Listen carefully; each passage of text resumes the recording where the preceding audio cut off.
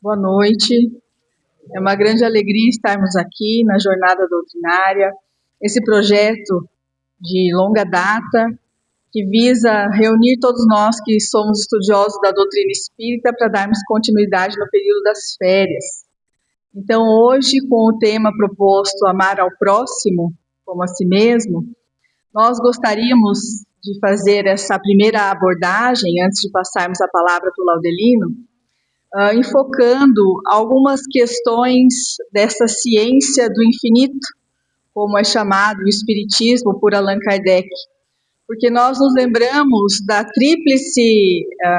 do tríplice aspecto da nossa doutrina, que é filosofia, religião e ciência.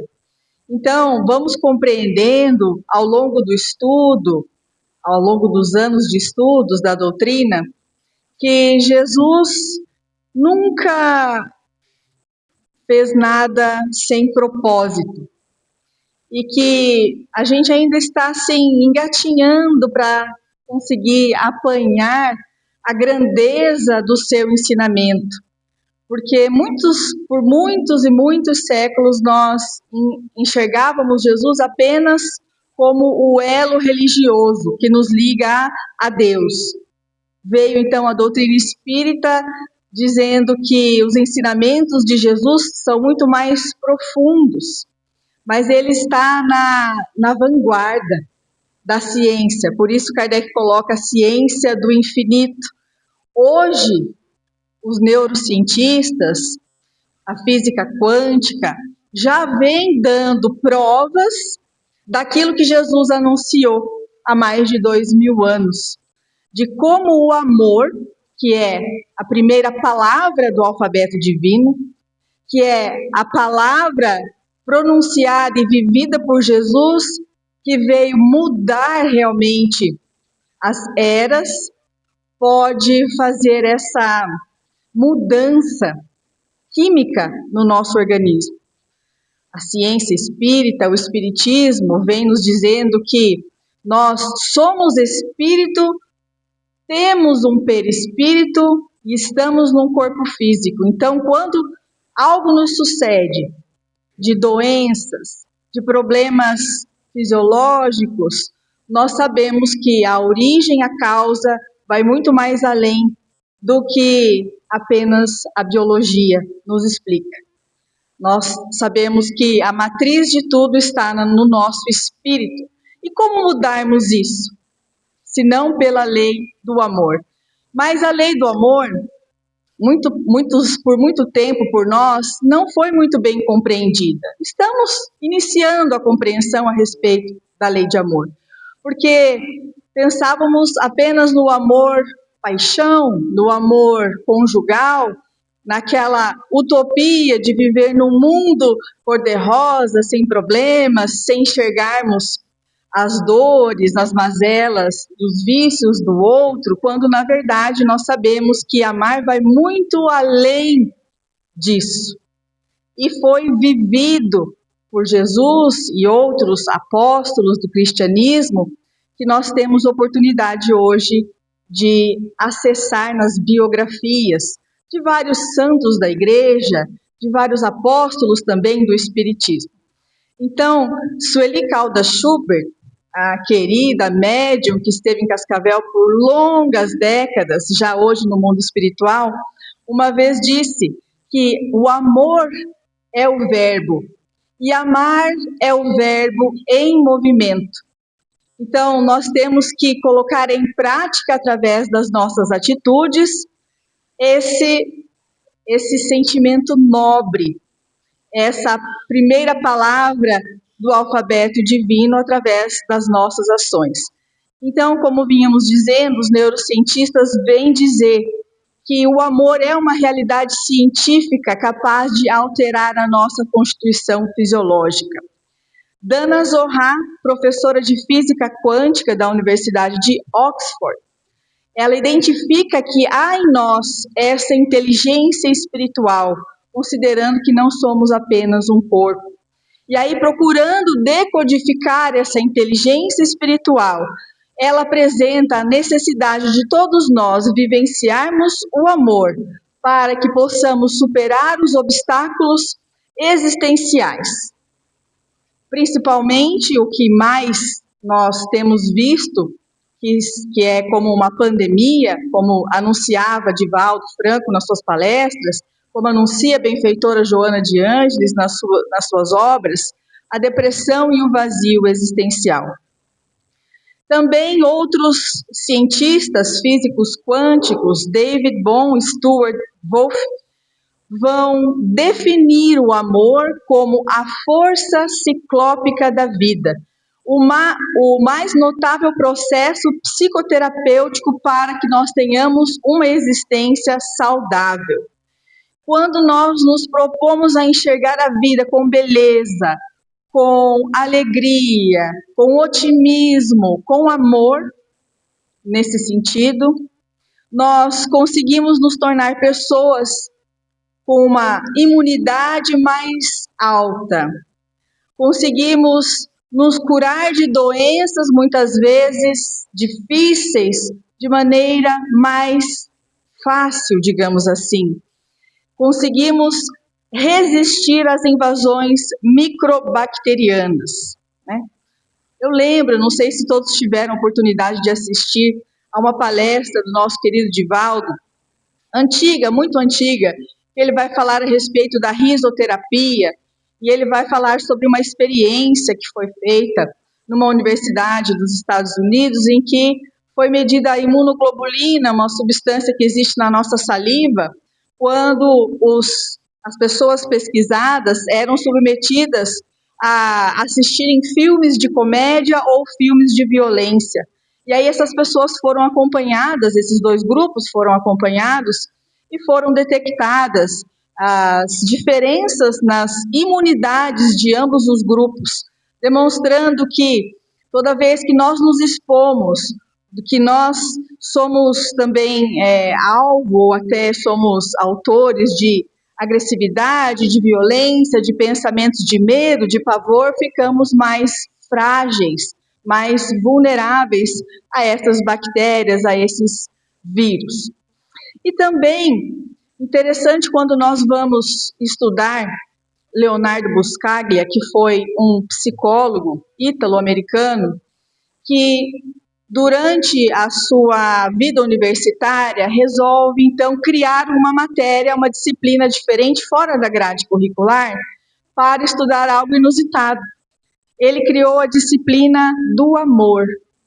O amor justamente transcendental, o altruísmo, o sair de si, o ir ao encontro do outro para enxergar as suas necessidades. E ele não tinha nenhum aspecto religioso nessa proposta.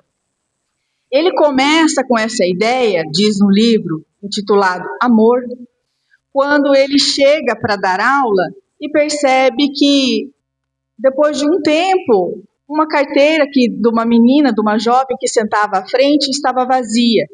E aí, então, ele resolve perguntar para os demais colegas o que havia acontecido com a menina, porque ele não tinha notícias, não soube o que havia acontecido.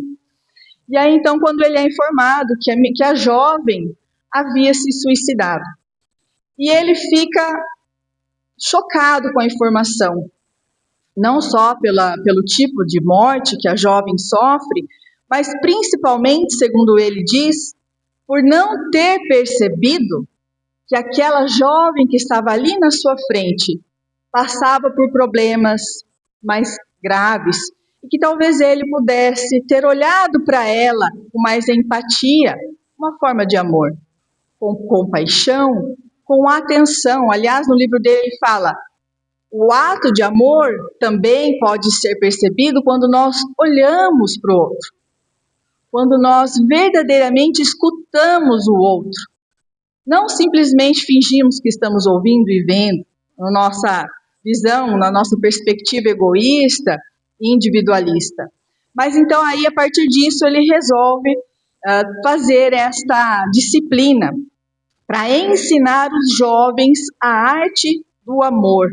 E ele dizia que nós, enquanto humanidade, nós ensinamos a matar e a destruir quase tudo, a corromper também. E por que não nos ensinam a amar? Não nos templos religiosos, não apenas seguindo o Evangelho, que já é o maior desafio de todos nós, mas também de forma prática, através de uma disciplina na universidade. Ele dizia que nunca é tarde para que nós possamos aprender a desenvolver algo que temos o potencial. E temos esse potencial, porque foi Jesus quem nos convida para nos amarmos uns aos outros, para amar a Deus sobre todas as coisas e ao próximo como a si mesmo. Porém, nós muitas vezes pensamos que esse amor, essa virtude sublime, vai surgir com o tempo ou na inércia. Naturalmente ela vai se desenvolvendo. E Leonardo Buscaglia diz que não, que nós temos que nos esforçarmos para desenvolver essa virtude. Através, aí nós vamos ver lá no Evangelho, que vai falar dos caracteres do homem de bem, ou então quando Sansão fala sobre o que é o amor, que é a pessoa, o ser humano, ser leal, ser consciencioso dos seus deveres, ser justo, não ter inveja, perdoar, ser benevolente, ser indulgente. Então ele diz que o nosso potencial nunca será percebido sem esforço e que o amor é mais facilmente aprendido na alegria, porque quando nós doamos, nós recebemos de volta da vida. É a lei de retorno, a lei de causa e efeito. Então, quando nós praticamos o amor, o ato, quando praticamos alguma das virtudes que compõem o amor, naturalmente isso retorna para nós de forma de alegria, de bem-estar, de satisfação, de plenitude. Né? Então, quando nós amamos alguém, nós vamos ser capazes de enxergar além daqueles problemas naturais que todos nós temos. E é por isso que Deus nos fez vir através de pais, né? De uma mãe e de um pai. Porque para os pais, os filhos sempre vão ter mais potencial para melhorar.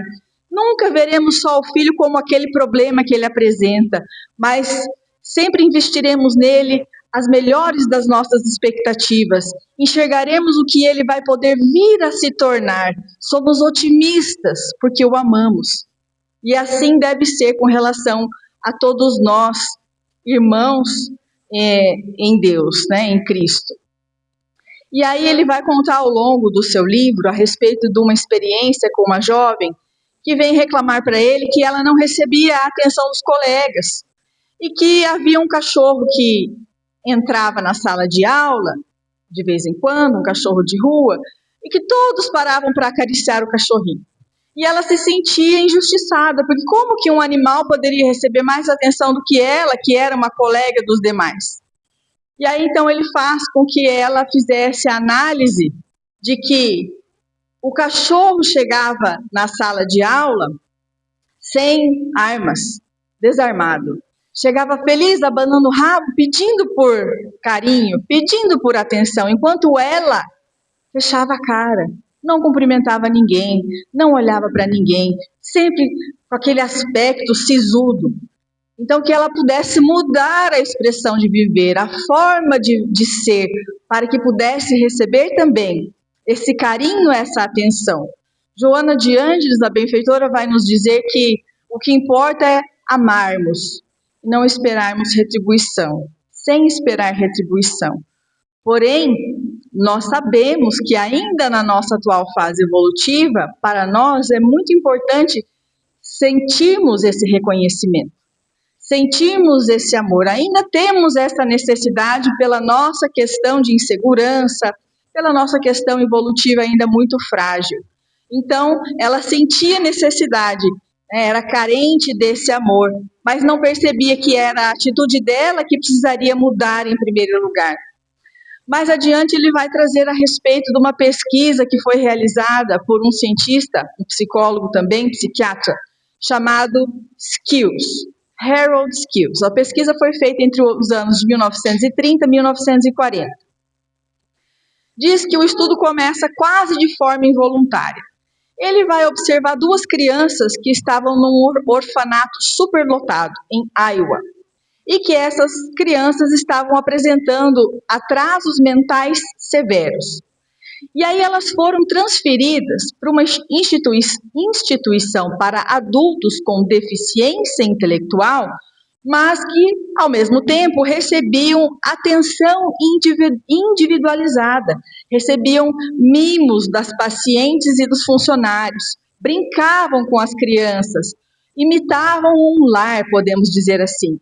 E aí, para surpresa de Skills, em pouco tempo, o quociente intelectual dessas crianças saltou drasticamente, em 20, 25 pontos.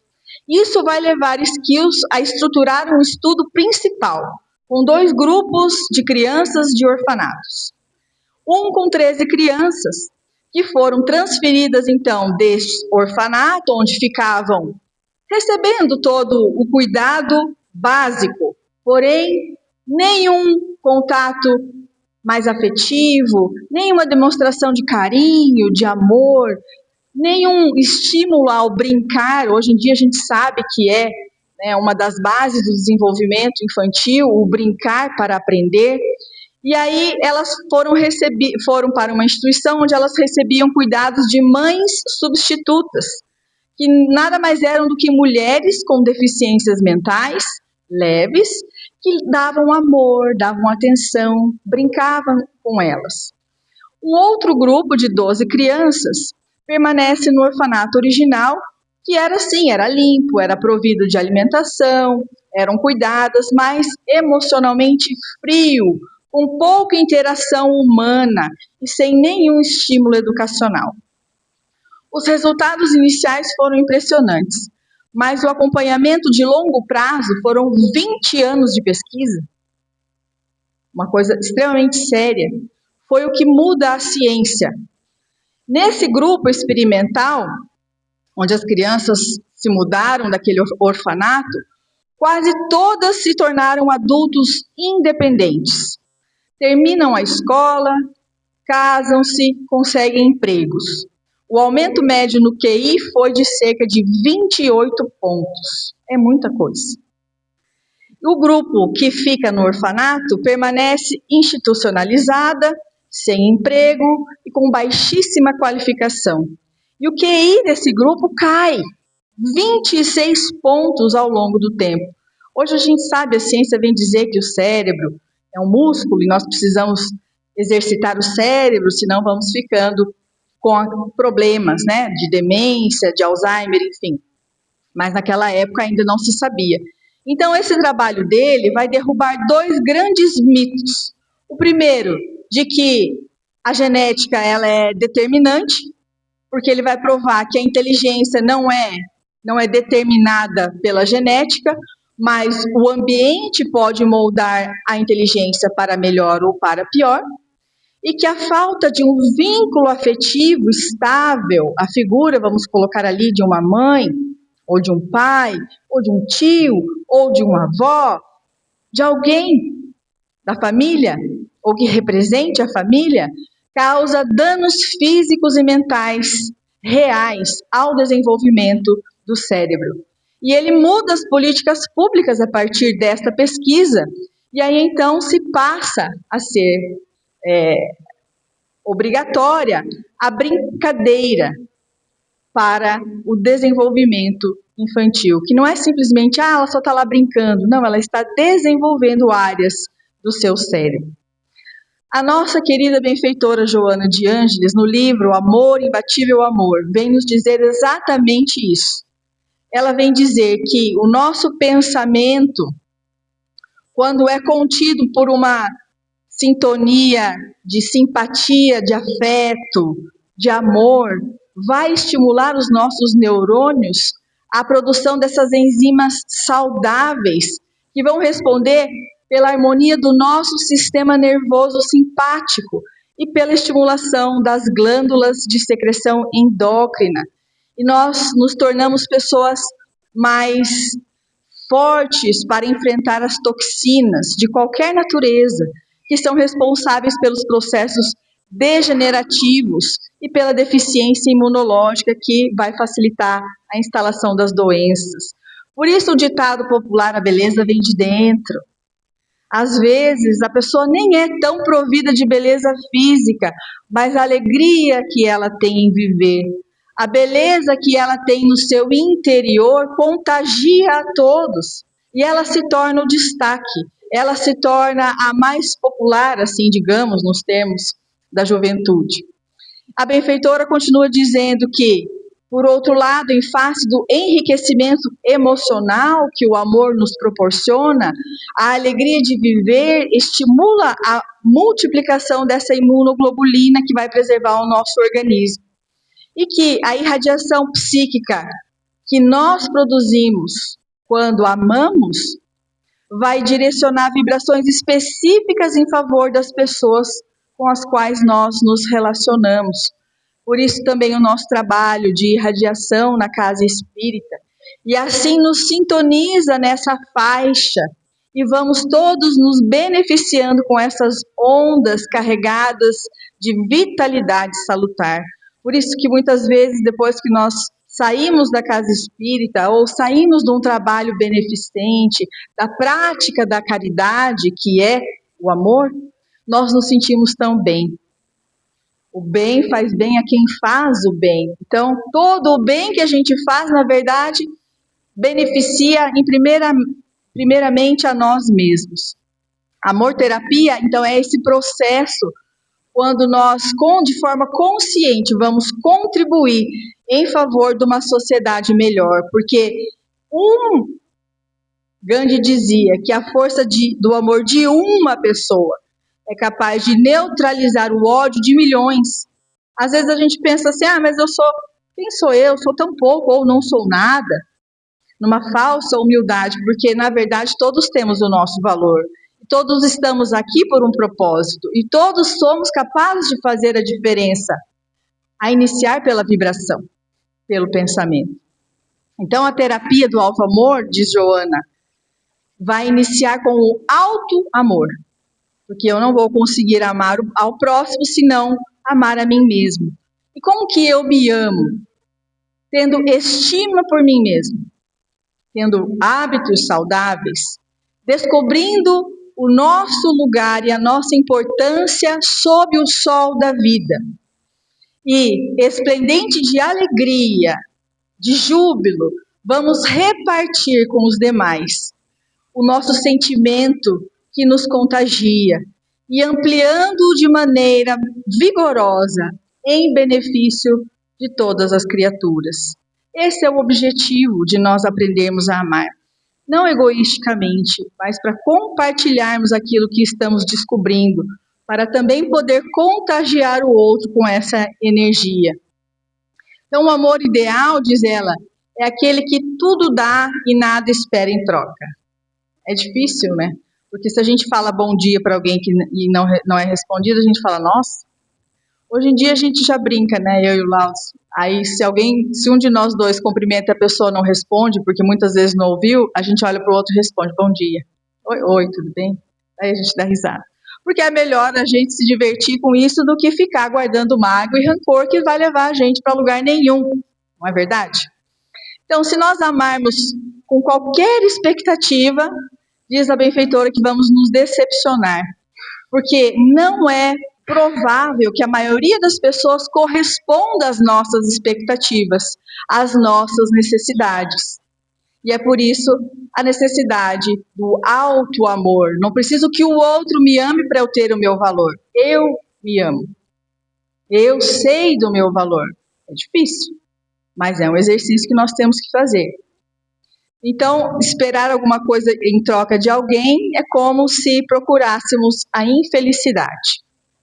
E nós vamos, então, aprendendo a amar durante os interrelacionamentos da nossa vida. Chico Xavier também foi um aprendiz, porque nós muitas vezes esquecemos que ele se tornou o grande Chico durante a sua última jornada reencarnatória. Ele não reencarnou já pronto, como nós vimos quando ele desencarna. E um caso muito interessante a respeito da sua jornada ocorre quando ele está na casa espírita, sempre na casa espírita, né, os problemas da nossa vida, que estamos aí dispostos a crescermos juntos. E aí, então, ele vai psicografar uma mensagem de Emmanuel, ao final faz a leitura, e a leitura traz, então, na mensagem, a respeito dos defeitos humanos genéricos. Vai falar sobre o orgulho, a vaidade, a necessidade da reforma íntima. E um amigo muito próximo, pensem, cada um, num amigo muito próximo, na casa espírita, que está conosco há muito tempo. Assim era esse amigo de Chico. Começou a tomar as dores para si, achando que Chico estava fazendo aquilo de propósito para dar a ele indiretas, como se fosse um ataque pessoal. Esse amigo fica ferido, então, no seu orgulho e para de frequentar as reuniões. E corta Chico das suas relações. Olha só, a gente fica pensando, como que foi isso que aconteceu? Como que essa pessoa teve coragem de fazer isso? Mas, enfim, são as fraquezas humanas, às quais todos estamos suscetíveis. Mas Chico sentiu muito a falta do amigo. Sofreu a ausência do companheiro. E não ficou esperando o pedido de desculpas. Ele vai até o apartamento do amigo falar com ele. Bate na porta, vai lá perguntar o que havia acontecido. Vai com o coração limpo, o coração aberto. E ele encontra o amigo endurecido, ainda magoado, com raiva. Não o recebe. Recebe na porta, não fala para entrar. E aí o amigo dele dispara a frase, que não sei se alguém já conhece, mas que diz assim: Chico, de duas uma, ou você é muito humilde, como as pessoas falam, ou você é bastante cínico, como eu estou pensando agora. E eu prefiro ficar com a segunda opção. E fecha a porta e manda Chico embora. Chico fica triste, fica sereno, não se enraivece, mas fica triste. Era um amigo ao seu coração. Nós não podemos pensar que esses personagens, os apóstolos do Evangelho, ficavam imunes às dores humanas. Ele sentiu a falta do amigo, mas ele não se defende e nem tenta provar que era santo. Ele simplesmente aceita a crítica com doçura e bate em retirada. Quando ele sai de lá, ele sente o peso dessa mágoa do amigo. E Emmanuel aparece para ele e dá a ele um conselho muito valioso que também se aplica a todos nós. Ele diz assim: nós não podemos impor, nós podemos apenas amar. E ele nunca precisou tanto ser amado como agora. Ame-o ainda mais. E aí nós nos lembramos da mensagem de Jesus do Evangelho. Não são os sãos que precisam de médico, são os loucos que precisam de médico. E, encaminhando já para o encerramento da nossa fala, trazemos aqui a história que Divaldo contava muito também nas palestras. Quando ele era jovem, começa a sua vida pública no Espiritismo, fazendo palestras, psicografando, vai ganhando notoriedade e, ao mesmo tempo, também vai ganhando, sim, críticas infundadas, inimigos da sua pessoa, pessoas que não gostavam dele e que inventavam as mais absurdas mentiras a seu respeito e que também o atingiam como homem, como ser humano que foi. E aí então ele busca conselho com a sua mentora, Joana de Ângeles.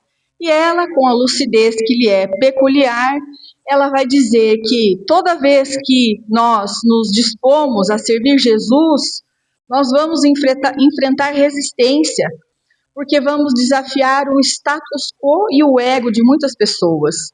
E aí ela diz assim, uma frase que também todos conhecemos, que no serviço da dedicação a Jesus, ele teria muitos inimigos, mas que cuidasse para que ele não fosse inimigo de ninguém. E ele termina a sua existência dizendo isso, que ele iria encerrando a jornada com a consciência tranquila, porque ele não era inimigo de ninguém.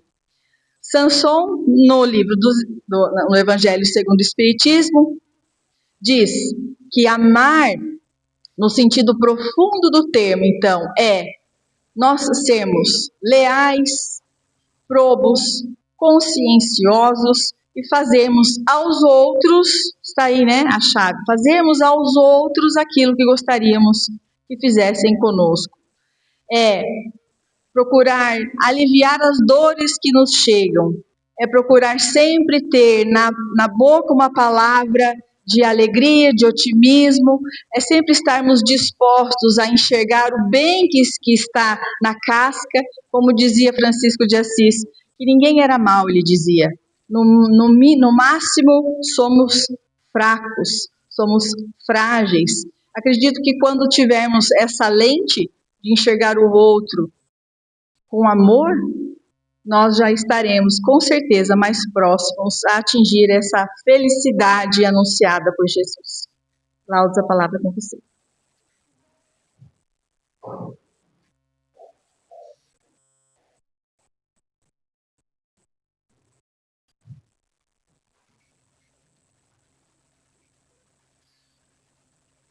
Queridos amigos, nossos votos de alegria, dando sequência ao nosso estudo da noite, quando estudamos o capítulo 11 do Evangelho segundo o Espiritismo, aonde temos algumas divisões, mas na instrução dos Espíritos nós vamos pegar ali a instrução da primeira palavra do alfabeto divino, que é o amor, como também nos trouxe Gisele, mas também a segunda palavra do alfabeto divino, que é a reencarnação, nos trazendo a clareza de todo o processo reencarnatório e da imortalidade da alma nos múltiplos aprendizados que todos nós obtemos.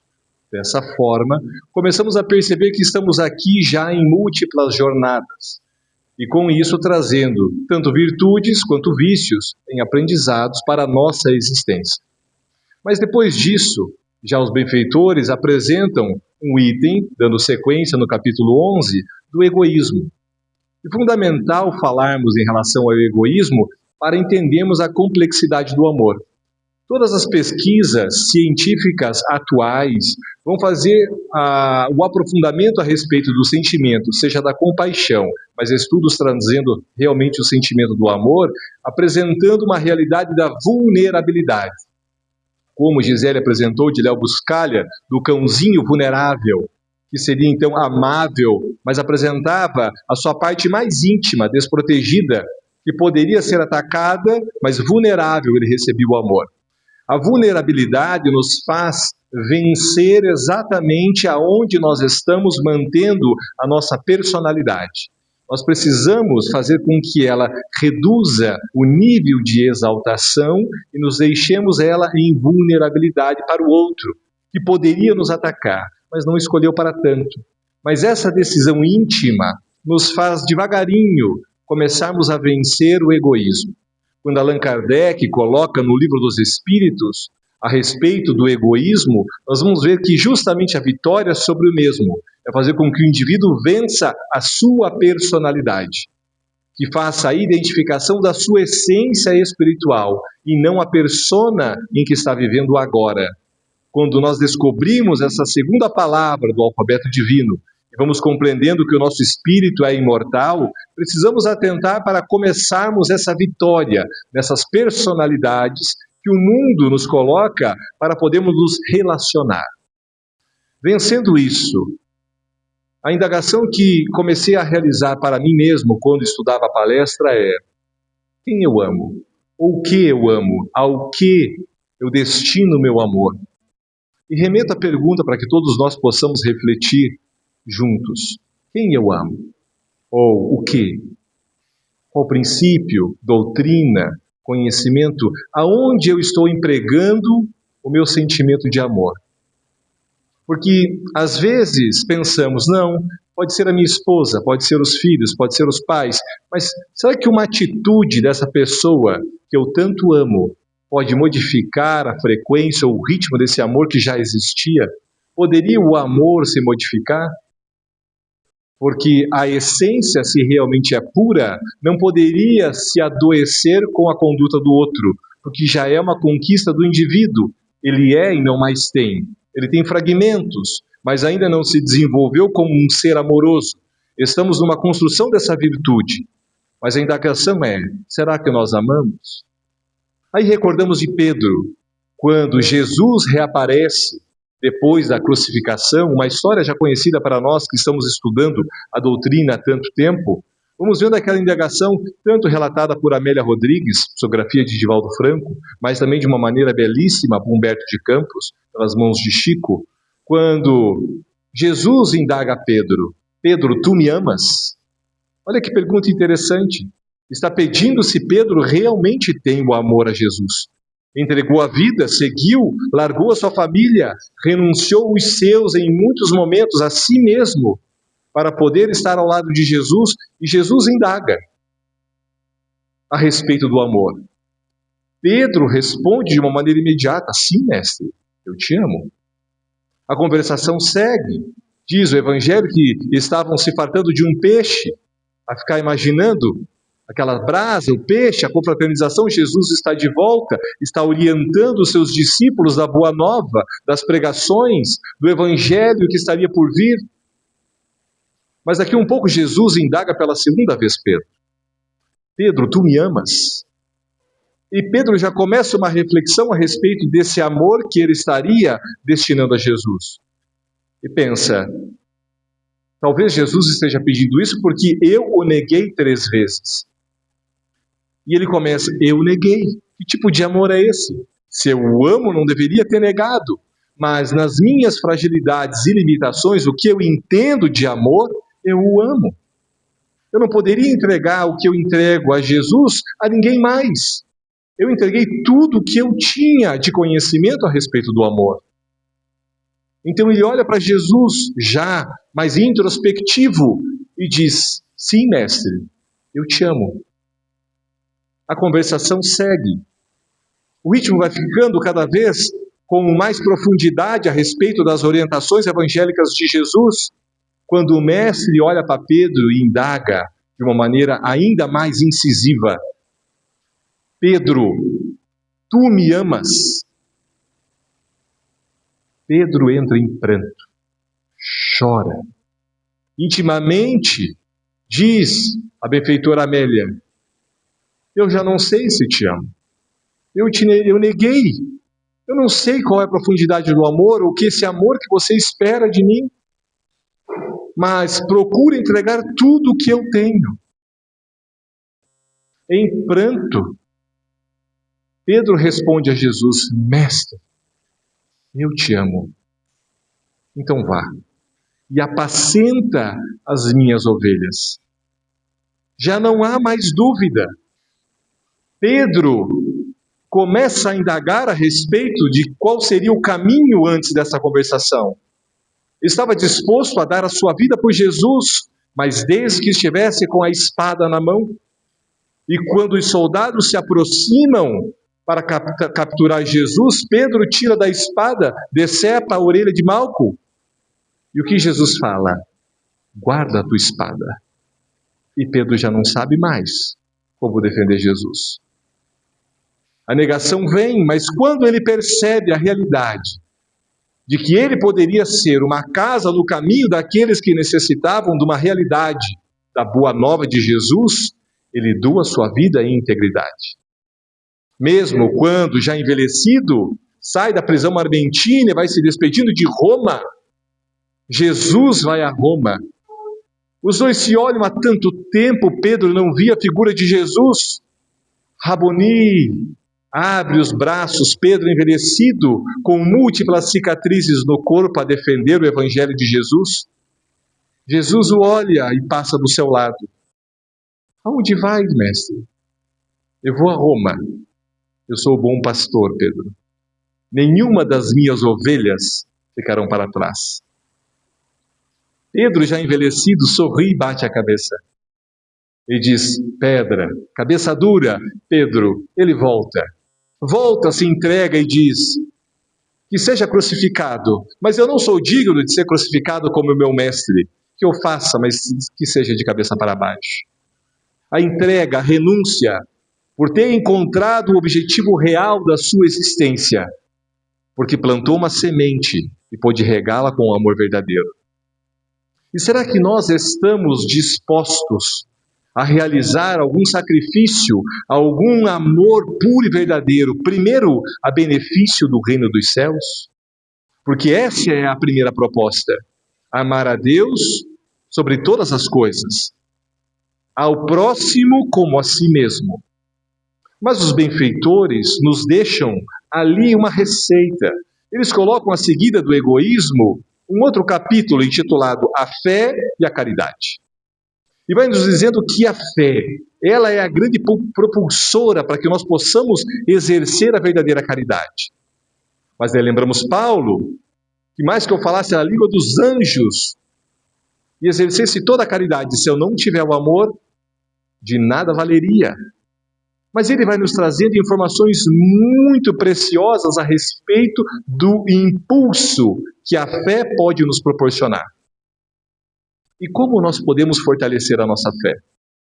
Quando nós estamos vendo no Livro dos Espíritos, na pergunta 780, quando Allan Kardec questiona a respeito do lado da intelectualidade e da moralidade, as asas, as duplas asas que nós poderíamos alçar o voo. Os benfeitores nos diz que normalmente a intelectualidade então vem fazendo a sua asa em primeiro plano e depois, de uma maneira gradativa, a moralidade vai se formando. Quando nós vamos fazendo um estudo a respeito da fé, nós vamos percebendo que a fé vai sendo uma formação de conjunto de crenças. Porém, muitas das crenças que nós temos hoje são crenças de percepções e experiências que nós tivemos ao longo das nossas existências e em convívio também de múltiplos grupos sociais que nós pertencemos.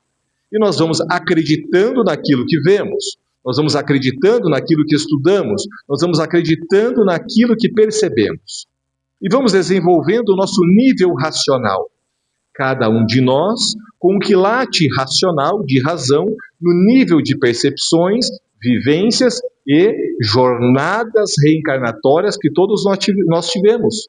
Ou seja, nenhum de nós vai ter uma mesma percepção de algum estudo, de alguma resposta ou de qualquer outra obra lida ou interpretada.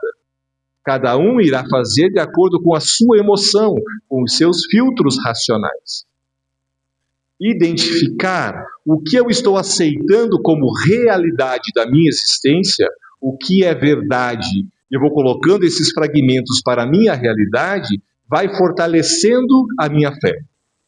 Colocar num plano para poder visualizar quais são as minhas crenças, inclusive as crenças que envolvem o Espiritismo, as crenças que me fazem verdadeiramente acreditar, saber da realidade de Jesus na Terra, entender os princípios sobre as questões do espírito, perispírito e matéria, as suas ligações, entender uma lei de causa e efeito, entender as leis morais, me faz fazer com que a asa da intelectualidade vá fortalecendo a fé. Porque a fé é a grande propulsora desse impulso.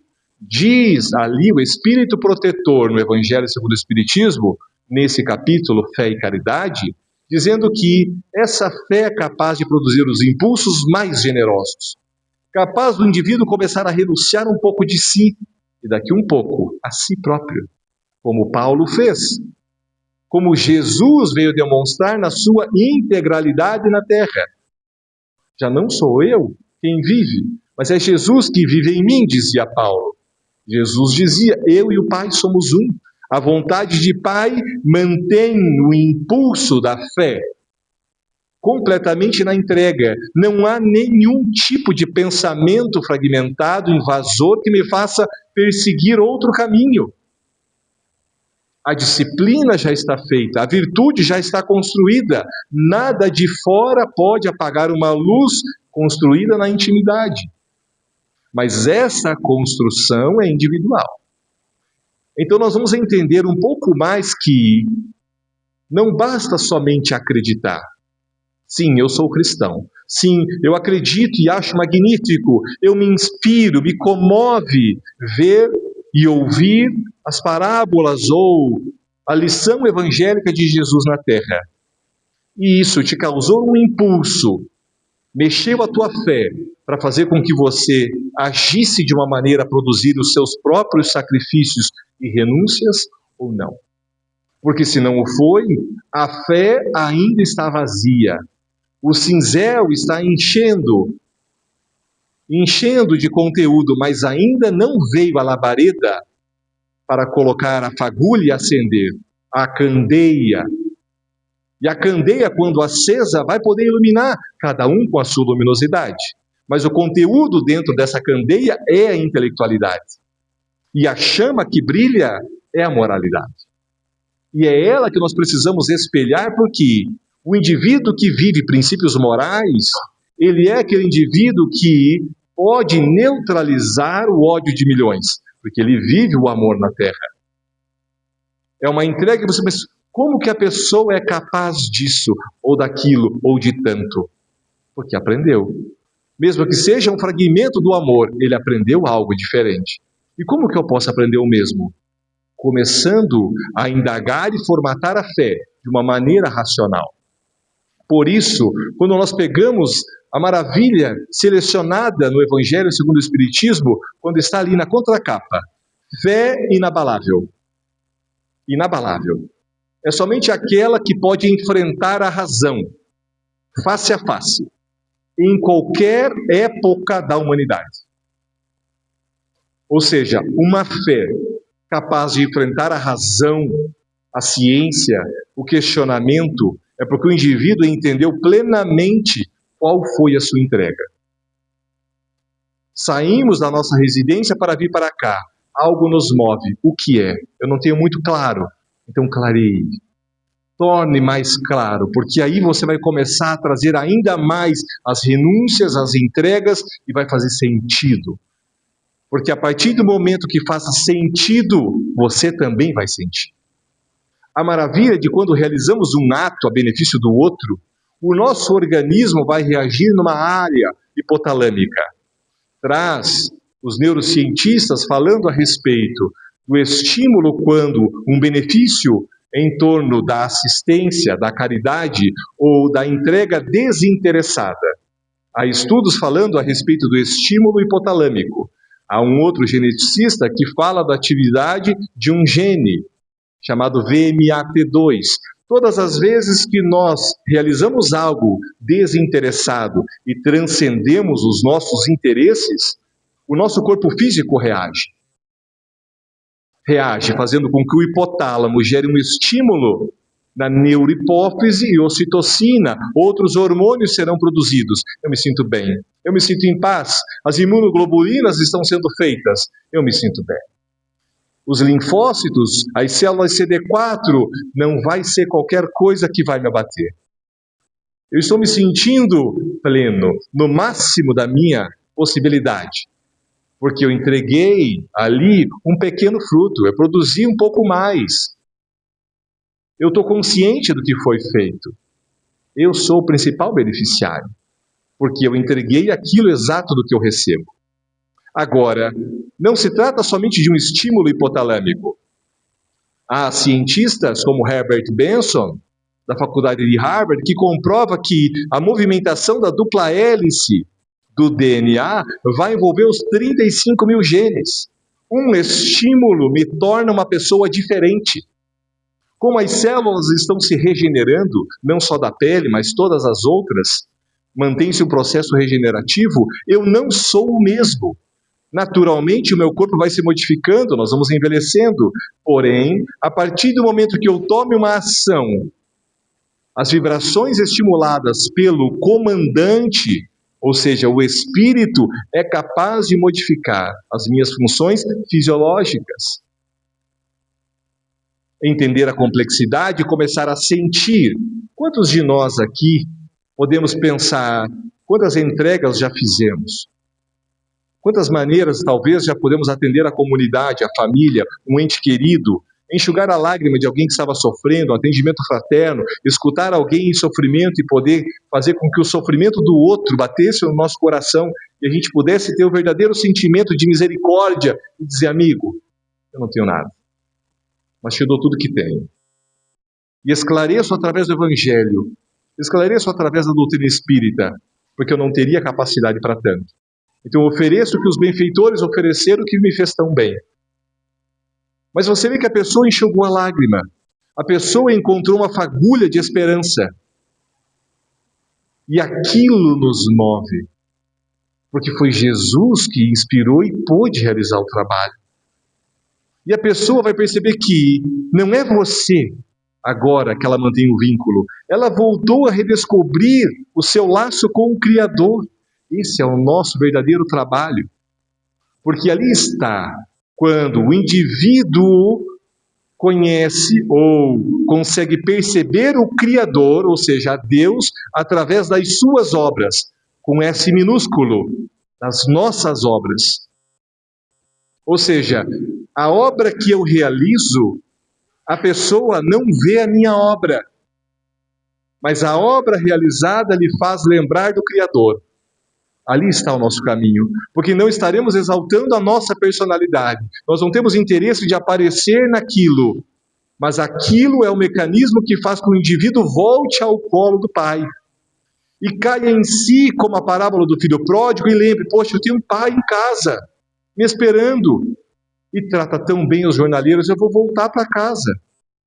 Que a parábola remete ao pai como Deus, e o filho arrependido volta e é retornando ao seio do pai que recomeça a sua jornada. E quantos de nós podemos realizar tal feito? Compreender a realidade de poder exercer a fé em sua pureza, nós vamos ver que essa tríplice argamassa que sustenta o sentimento do amor, a fé, a caridade e a esperança. Porém, traz ali o espírito protetor. A fé é a que vai mover para chegarmos na pureza desse sentimento. Precisamos fazer com que Jesus penetre plenamente a nossa essência. Quando nós começamos a amar a nós mesmos e reservarmos um momento da nossa rotina diária para começarmos uma meditação, uma contemplação, isso não vai ser uma fé robusta, mas é um primeiro momento que eu tiro para me auto-amar. Eu vou começar a perceber que eu mereço um tempo, eu mereço começar a desenvolver relativas felicidades em torno do caminho. E às vezes o espírito velho, ainda imaturo, pensa: não, eu preciso servir, eu preciso isso, aquilo. E lembremos quantas vezes Francisco de Assis não saía para suas reflexões.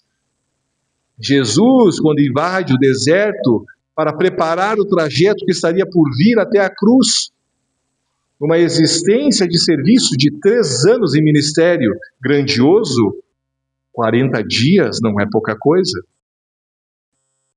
Mas para poder fazer com que a plenitude da sua intimidade pudesse irradiar e marcar a sua existência na humanidade até os dias atuais.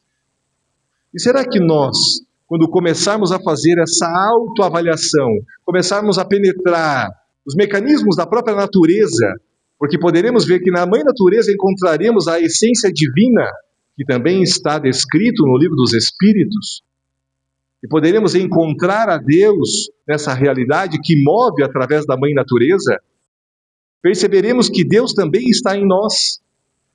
Já um tema muito discutido até do início da Santíssima Trindade.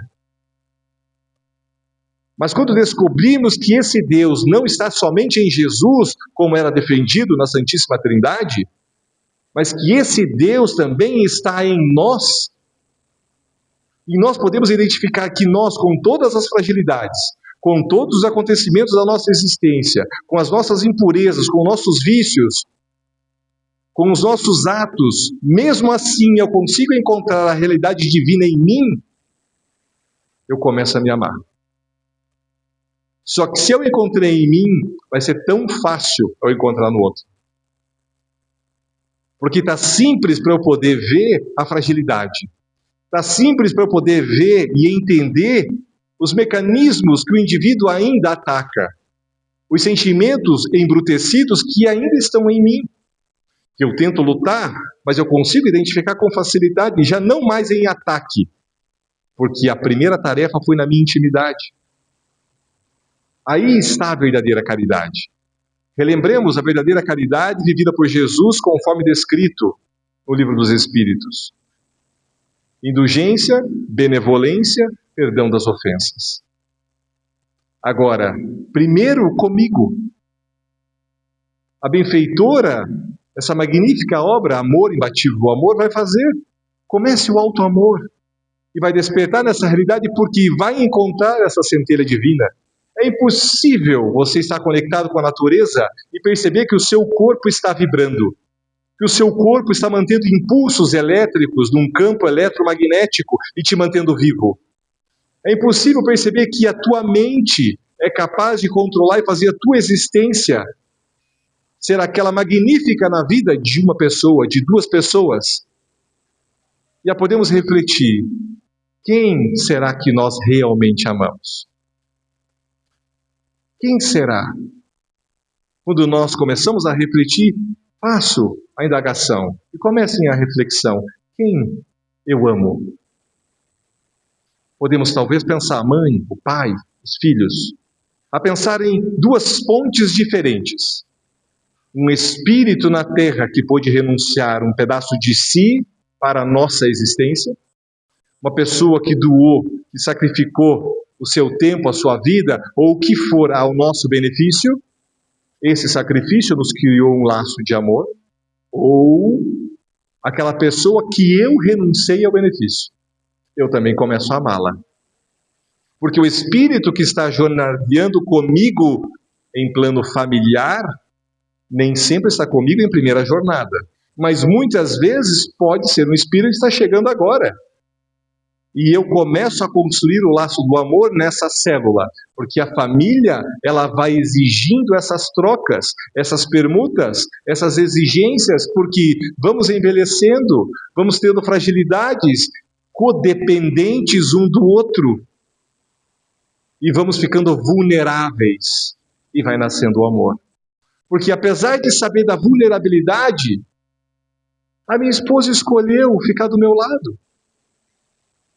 Não numa prisão, livres, podendo voar, cada um para um lado, mas escolhemos voltar sempre para o mesmo ninho. Temos filhos em comuns, mas é uma escolha. Conhecendo a vulnerabilidade do outro, e estamos jornadeando juntos, mas daqui um pouco o laço vai ficando cada vez mais forte. E um dia minha filha me indagou: pai, quando você morrer, como é que eu vou te achar? Como é que eu vou fazer? Você faz uma prece. Eu venho. Como é que você vai ouvir minha prece? Tinha um barbante. Eu falei, filha, pega esse barbante e anda pela casa. O rolo foi se desfazendo, ela foi levando e acabou o fio. Quando acabou o fio, eu comecei a puxá-la de volta. Ela não entendeu. Eu falei, tá, mas e aí? Eu falei assim, você voltou para cá, não voltou? Então pensa o seguinte, ó, você me ama? Sim, eu te amo. Eu também te amo. Então tem um fio que nos une, que é o amor. Quando você quiser, puxa esse fio, eu venho. Agora, quando eu quiser, eu puxo e você vem.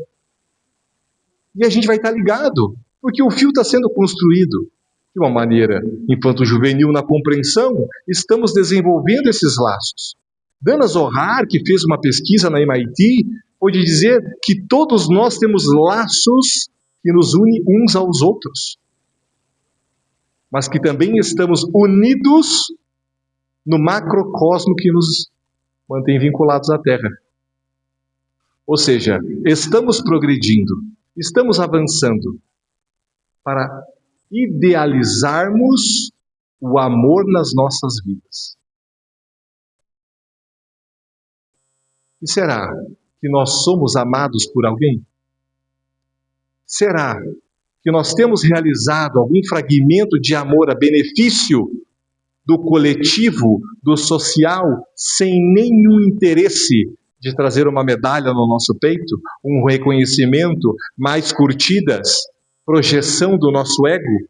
Porque se nós estivermos projetando, estamos falhando. Permita-me uma história. Um jovem soldado na guerra, fazendo com seu amigo de longa data que se alistaram juntos, estavam ali servindo o exército e se prontificaram para estar à guerra. Juntos, no mesmo pelotão, começaram o serviço, 1, 2, 3 dias, 4 meses, 5 meses. A batalha foi ficando mais acirrada, voltaram no campo onde estavam concentrados. O general pediu então para que pudessem ser divididos e um pelotão foi. Os dois amigos estavam juntos. No calor da batalha, bomba, fogo, escuridão, fumaça, eles se distanciaram. Aquele amigo que estava procurando o outro não encontrava. Ficou agachado esperando que os inimigos, os adversários, pudessem se distanciar. Por algumas horas ele estava. Ele tentou procurar, ele não encontrou. Mas então voltou ao acampamento onde estavam. Pôde falar para o general: voltemos, vamos procurá-lo. Não vamos, todos nós seremos sacrificados. Precisamos primeiro esperar que outras frentes chegam e vamos avançar ao ataque. Então o amigo dizendo: mas é meu amigo, eu não posso deixá-lo, eu vou voltar. Não vá, soldado, é uma ordem, eu sou o comandante. E eu não permito que você vá, você está sob os meus cuidados. Eu vou. Não vai, eu preciso ir, comandante. Se voltar, vai perder a sua farda e retornará imediatamente para o seu lar. Mas, completamente sem vínculos ao nosso exército, à pátria. E isso se você voltar vivo. Ele vai. E começa a procurar o amigo, revirando corpos, encontrando outras pessoas feridas, tentando acudir da melhor maneira. Mas, como se estivesse sendo vinculado por um psiquismo a escutar uma alma pedindo, ele vai em uma direção e encontra o amigo. O amigo estava vivo. Ele pega a mão e o amigo, muito enfraquecido, lhe diz, um pouquinho antes de desencarnar: eu sabia que você via. Diga à minha mãe que eu a amo. E morre. O amigo volta, recolhe outros soldados com vida, mantém-se vinculado ao exército. Mas quando volta e encontra a mãe daquele amigo, diz ele que pôde sentir a realidade do amor. Porque não era ele falando para a mãe, era o próprio filho dizendo: ele pediu para te entregar algumas palavras.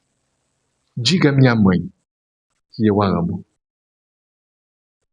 As lágrimas, o sentimento é puro e é verdadeiro. A lembrar de uma outra guerra, quando acontecia em Camboja, os vietnamitas sendo atacados no ano de 1967, 8. Quando um orfanato é atacado por uma bomba. Alguns americanos começam a tentar socorrer porque esperavam que teriam ali alguns outros soldados escondidos e não encontravam. Crianças feridas, algumas pedagogas, enfermeiras, algumas amigas, mas não entendiam a língua. Uma criança, uma menina de 8 anos estava se desfalecendo. O enfermeiro do exército que havia atacado diz: ela precisa de uma transfusão imediata. Tentando alguém com um sangue compatível, não encontravam.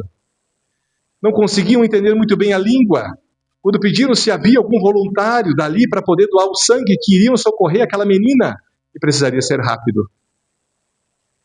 De uma maneira de difícil entendimento, dizem: alguém poderia doar o sangue para essa menina. Um outro jovem levanta a mão, que também havia sido atacado, fazia parte do mesmo orfanato. Rapidamente começam com uma agulha, furam o braço e começam a transfusão. A menina começa a corar, mas eles olham o menino e o menino está convulsionando num choro de pranto. Dói, meu filho. O que está sentindo? Ele não consegue falar. Está doendo. O que você está sentindo? A dificuldade da língua, ele não conseguia se expressar. Até que veio alguém para poder consolá-lo e entender o que passava. E então, daqui um pouco, o menino começa a acalmar. Sorri. Ele não havia entendido. O enfermeiro pede: o que houve? O menino, ele acreditava que ele precisaria ter doado todo o sangue para a menina. E por isso, ele estava chorando, porque ele estava esperando a morte chegar. Ele achou que ia ser todo o sangue. O enfermeiro diz: mas mesmo assim, ele se prontificou para doar? Eu fiz essa pergunta a ele: meu filho, mas mesmo que fosse tomado todo o teu sangue, você deixou o braço estendido? Sim, ela é minha irmã. Aqui no orfanato, todos somos irmãos.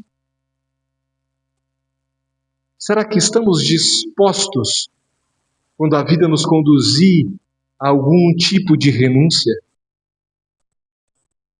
Quando estive uma vez ouvindo Divaldo, na Casa Grande, quando estavam passando pelas múltiplas tarefas, os enfrentamentos diários que a Mansão do Caminho passa constantemente e deve ainda seguir nos seus múltiplos desafios, Divaldo estava na Casa Grande e estávamos conversando. E ele havia então falado a respeito das dificuldades que havia enfrentado. Porque as dificuldades de hoje, ele dizia, são dificuldades, mas tudo está mais fácil. Tudo está fluindo de uma maneira com mais facilidade. Eu me lembro, meu filho, um dia que nós estávamos voltando do trabalho. Eu havia trabalhado o dia todo, eu fazia um pouquinho mais cedo, porque eu terminava as tarefas mais rápido na datilografia, para poder vir para o serviço doutrinário, ou às vezes com as crianças. Mas nesse dia, quando cheguei na Mansão do Caminho, tinha já algumas dezenas de crianças e algumas tias. E Nilson veio preocupado porque nós não tínhamos o que oferecer de janta para as crianças. Havia sobrado um pãozinho que havia sido feito de torradas, e não tinha. Mas Nilson era um inventor. Então ele pegou algumas folhas e fizeram uma sopa, pelo menos para dar uma cor naquela água. Havia algumas torradas para serem divididas. E Divaldo, um contador de história exímio, diz que contou algumas histórias para as crianças, que começaram a rir, e daqui um pouquinho, a sopa, uma torrada, e enfim, todas dormiram com a barriguinha quente. Depois que a tarefa terminou, nós tínhamos que lavar a louça, depois de uma jornada exaustiva de trabalho. Lavávamos a louça, conversando, confraternizando, mas nenhum dos trabalhadores também haviam comido. E quando nós sentamos à mesa, tínhamos poucas torradas. Ah, meu filho, a certeza de estar no trabalho certo, a renúncia, a certeza de estar dedicando a vida a um propósito, de poder ver uma alma vivendo o amor, a entregar a sua existência desinteressada ao serviço de Jesus. Muitas almas foram atendidas, socorridas, mas o exemplo moral daquele que vive é colocar a candeia acesa e fazer com que a sua existência seja um modelo nas suas fragilidades, porque também estava com os pés de barro, vivendo na terra. Mas será que nós também não podemos começar a acender a chama que está em nós para vivenciarmos esse evangelho em sua realidade? Estamos preenchendo os conteúdos, estamos estudando, estamos nessa jornada. Lembro da Itália, Francisco disse, buona giornata, não é? Estamos vivendo uma jornada juntos. E podemos fazer tanto na coletividade quando aprendemos a nos amar. Sem as disputas de ego. Vulneráveis que todos somos. Promovemos uma entrega gradativa, a chegarmos no momento que estamos vinculados a uma obra, e podemos dizer, olha, a alegria do serviço foi feita. A renúncia. A Francisco de Assis, com os pés quase congelados, a chegar numa igreja depois de dias de viagem, bater na igreja e ninguém abrir. Com fome, com sono, cansado, ele, Frei Leão, batendo a porta, ele para de bater e começa a dançar. Frei Leão, desesperado, começa a bater mais forte para que a porta abra, senão eles iam morrer de fome ou de frio. Francisco está louco. O que passa? Nós vamos morrer aqui. Ah, meu amigo, nós fizemos a nossa parte. Éramos para ter chego até aqui, chegamos. Então a nossa parte está feita. Agora nós estamos 100% nas mãos de Deus. E que seja feita a vontade do Pai. Eles abrem a porta. Francisco segue auxiliando, não esperando que a riqueza batesse a sua porta para que ele pudesse começar a auxiliar. Ele desejava ser o menor dos menores. E através dessa entrega, aonde ele vê os leprosos, os criminosos, aqueles que precisavam de algo, era a única coisa que ele podia entregar. Ele não tinha nada, mas tinha o amor. A lembrarmos de Pedro, quando invade, vai entrando no templo Formosa, e está lá o paralítico. Dai-me uma moeda. Ah, amigo, não tenho ouro, não tenho prata, mas te dou tudo que tenho. Levanta e anda. Lhe escora a mão, e o paralítico levanta e anda. Mas começa a seguir Pedro até o templo das orações de Salomão. E alguns pares começam a seguir Pedro. Olha, estão espantados? Por que me seguem? Acredita que tenha sido eu que tenha feito isso? Não.